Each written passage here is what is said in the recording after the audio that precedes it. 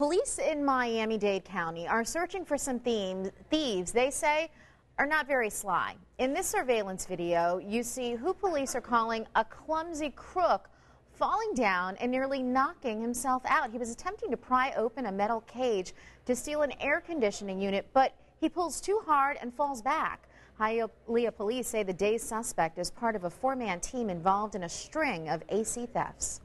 They just barbarically cut the gas line and cut the power, and then they just cut the power to it, and that's it. It's gone. Yank it out. Well, police say the outdoor AC units have become a popular target for thieves because they're easy. Apparently not so easy, though, this time around.